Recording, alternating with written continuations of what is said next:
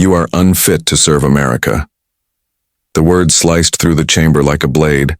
Barron Trump's voice carried not just arrogance, but a cold certainty that left no room for humility. His eyes narrowed, his lips curled into that half-smirk that signaled superiority. For a heartbeat, the world seemed to stop. Gasps echoed across the room. Members shifted in their seats, unsure whether to laugh, to shout, or to simply watch the spectacle unfold.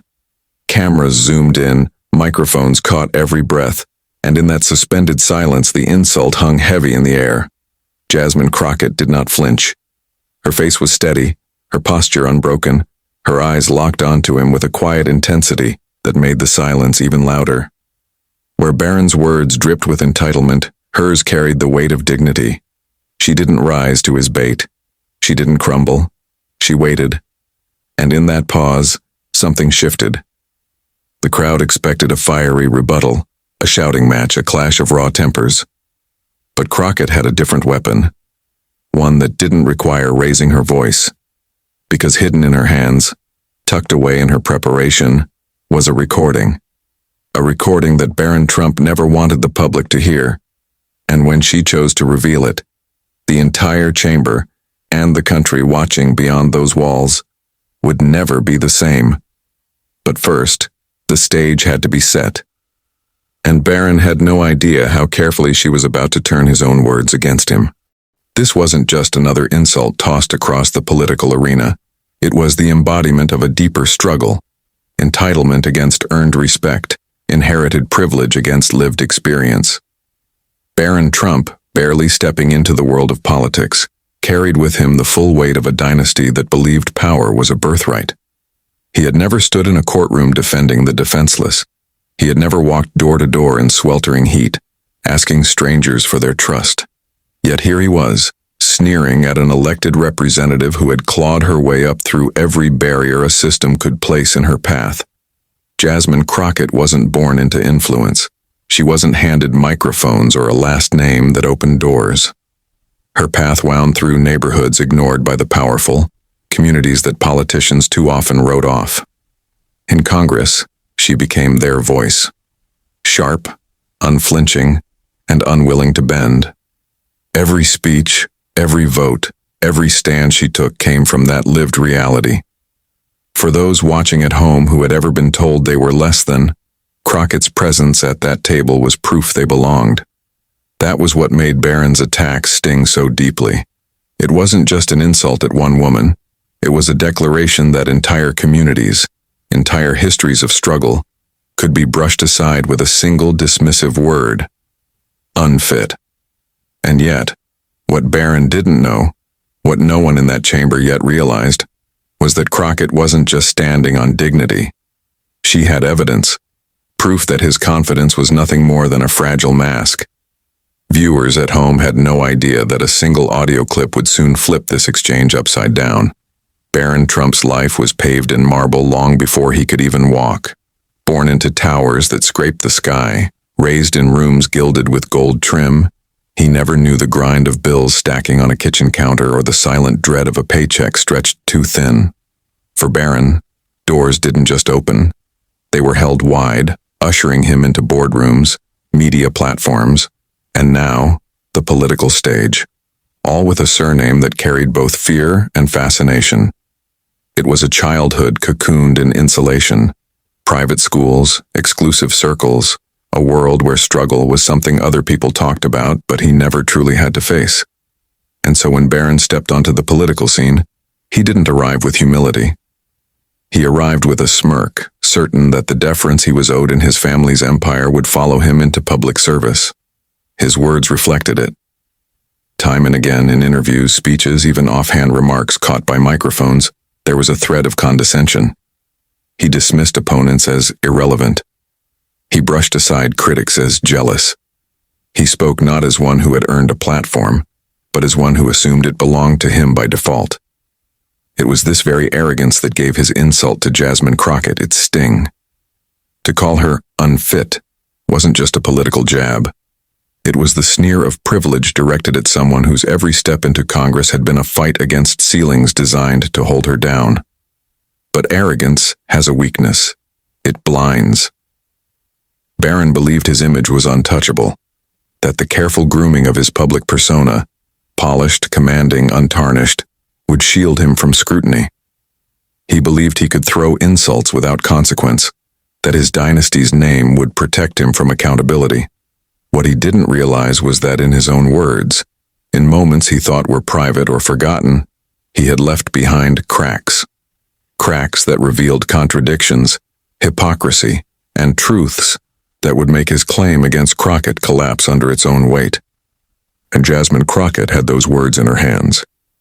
And yet, hidden beneath his carefully polished image was a recording he never wanted the world to hear.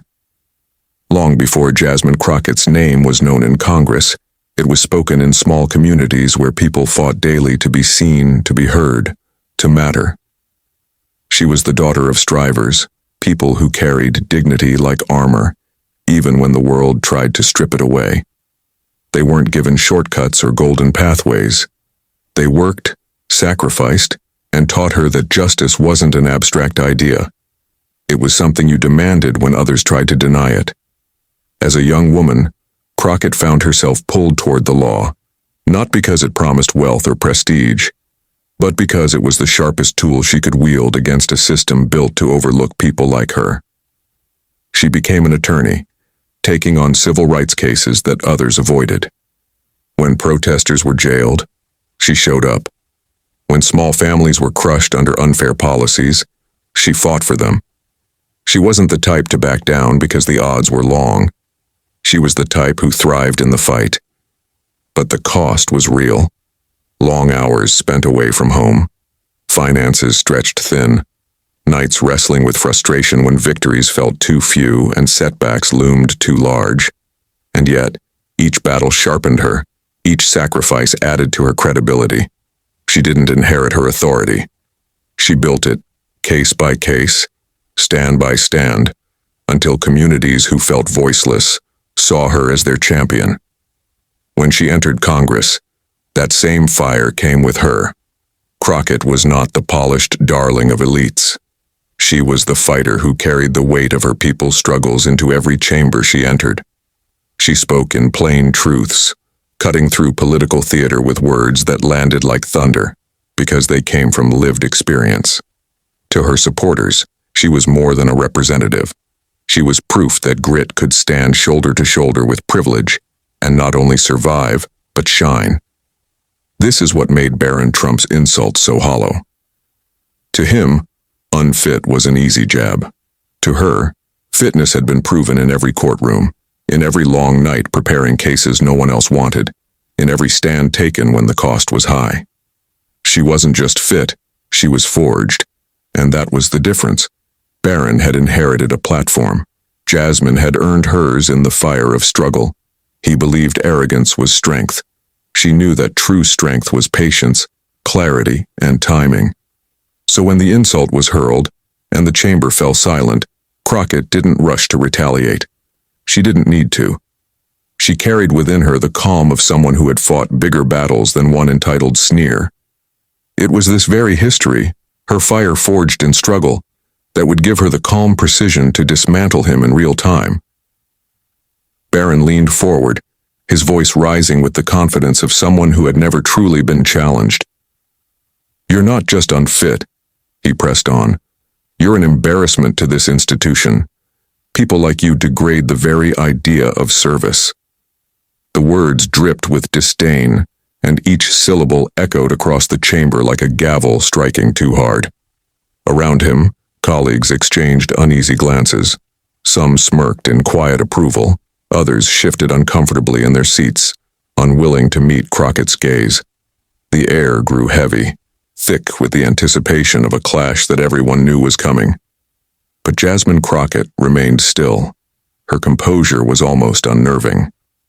While Barron's face reddened with the effort of his tirade, her expression never broke.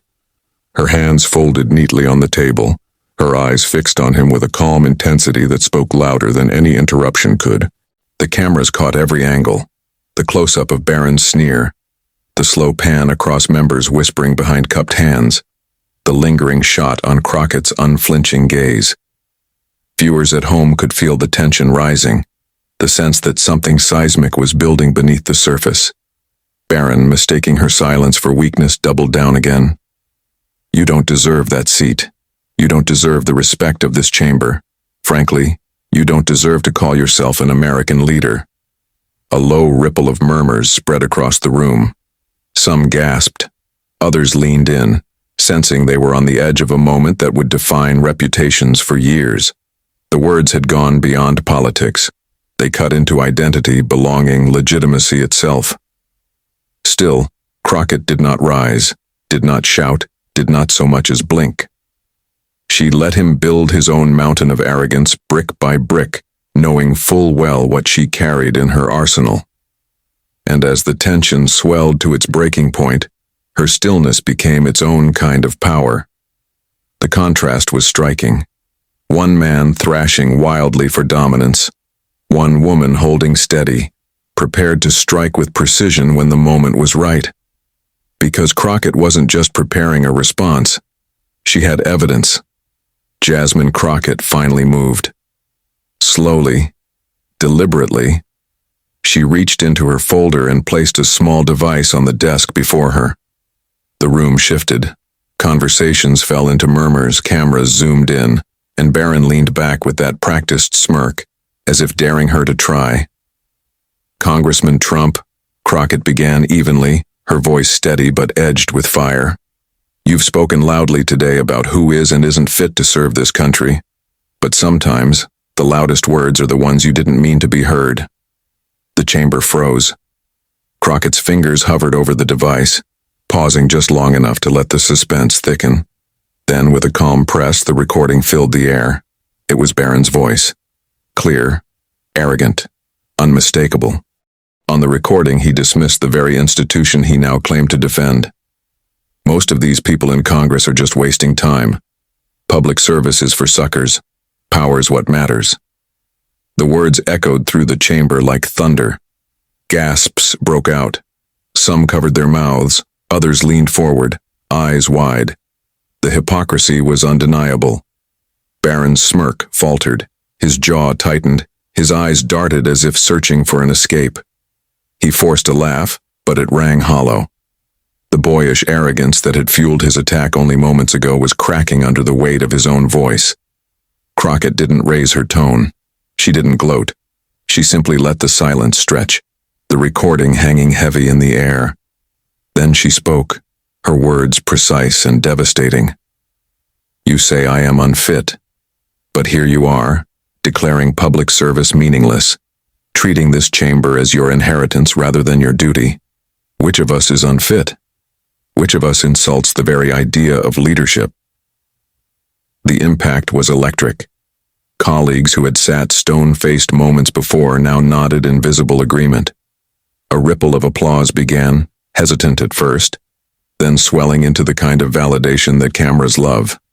Even a few stifled laughs slipped through, not directed at Crockett, but at the sight of Barron squirming, stripped of the armor of entitlement. Barron tried to interject, waving a hand as if to dismiss the moment. "That's taken out of context," he began, but the crowd's reaction drowned him out. The more he flailed, the smaller he seemed. Crockett leaned forward, not to shout him down, but to deliver the line that would land harder than any raised voice. "Respect isn't inherited, it's earned, and today, you've shown the country the difference." The chamber erupted. Applause rolled like a wave. Some rose to their feet. Cameras captured the contrast in perfect clarity. A young man unraveling under the truth, and a woman who had carried herself with grace, now standing taller than ever. Barron slumped back, the forced smirk gone, replaced by the vacant stare of someone who had been outmaneuvered not with volume, but with truth. And as the applause echoed, Jasmine Crockett let the moment breathe, then concluded with the words that would define the clash. In that moment, dignity silenced entitlement. The recording hadn't just silenced Barron Trump inside the chamber, it detonated far beyond those walls. Within minutes, clips of Jasmine Crockett's takedown were flooding timelines. On Twitter, The hashtags caught fire. Unfit Barron climbed to the top of the trending list, followed closely by the Jasmine Crockett for truth. TikTok loops replayed the exact moment his smirk cracked, set to dramatic music, spliced with captions like, "This is what accountability looks like." On Instagram, reels of Crockett's calm face contrasted with Barron's unraveling expression spread like wildfire, each one garnering hundreds of thousands of views within hours. Facebook groups lit up with celebratory posts from activists, veterans, teachers, and everyday Americans who saw in Crockett a defender not just of herself, but of the idea that service is bigger than name or privilege. Late-night comedians pounced. One joked, Barron Trump called someone unfit, then got unseated by his own voice. Another played the clip 3 times, pausing to mimic Barron's panicked laugh, sending their studio audience into roars of laughter. Even political rivals who often clashed with Crockett admitted begrudgingly that the moment was historic. "You may not agree with her politics," one commentator said, "but you can't deny she exposed arrogance for what it is." For her supporters, it was vindication. For her detractors, it was a reminder that underestimating Crockett came with consequences. And for Barron Trump, it was humiliation on a scale he had never known. His carefully curated image, confident, untouchable, born to lead, now lived side by side with a viral meme of him shrinking in his chair. But beyond the laughter and hashtags was something deeper. Across the country, people who had been dismissed, insulted, or underestimated felt a surge of recognition. Crockett hadn't just defended herself, she had defended them. She had proven that dignity could outlast entitlement, that truth could pierce through power, and that the underdog could still deliver the knockout blow. The ripple effect was undeniable. Crockett's stature grew, her influence widened, her voice amplified beyond the walls of Congress. Barron, meanwhile, found his every word scrutinized, every past remark replayed in the new light of hypocrisy. But what this meant for the future of American politics was even bigger. When the chamber finally settled, Jasmine Crockett rose to speak. The noise of applause faded into silence, and the weight of her words filled the room. She didn't gloat, didn't sneer, didn't mimic the arrogance thrown her way. Instead, her voice carried the calm certainty of someone who had lived the truth she was about to tell. "Service," she began, "isn't about where you were born or what name you carry. It's about what you're willing to give of yourself to the people who need you most." The statement cut deeper than any insult could. It reframed the entire clash, turning Barron's attack on its head. His sneer had been about pedigree, who belonged and who didn't. Crockett's answer was about character. She had lived that answer. And in that moment, millions of viewers at home felt it land not just as a rebuttal, but as a universal reminder. "You don't need to be born into power to be worthy of serving your country," she continued, her voice lifting with conviction. "You need courage. You need dignity. You need the strength to keep going when the world tells you to sit down. That is what America deserves." The chamber listened, but the words were reaching further, into living rooms, into classrooms, into the hearts of people who had been told they were too small, too poor, too different to matter. Crockett's victory wasn't just her own. It was theirs. And in that contrast, the lesson crystallized. Arrogance can sneer, privilege can posture. But truth, steady, relentless, undeniable truth, can dismantle arrogance brick by brick. As she finished, the room rose in applause. Some cheered, others nodded quietly, but all felt the same resonance. They had witnessed not just a debate, but a declaration of values. The moment would live on, not because of the insult that tried to diminish her, but because of the courage that transformed it into a triumph. In that chamber, in that clash, America was reminded, dignity is power, and power rooted in dignity will always outlast entitlement. Barron Trump called her unfit. He thought an insult, sharpened by arrogance and shielded by privilege, would silence Jasmine Crockett. Instead, it became the spark for one of the most unforgettable takedowns in modern politics. What began as a sneer ended as a lesson, written not in bluster, but in truth. The truth made history. Because what America saw was bigger than a clash of personalities. They saw the contrast between inheritance and integrity, between entitlement and earned respect. They saw a woman who carried her community's struggles in her voice stand against the weight of a dynasty's name, and win. That is the moral clarity we're left with. Service is not a birthright, it's a responsibility. Dignity is not weakness, it's the foundation of leadership.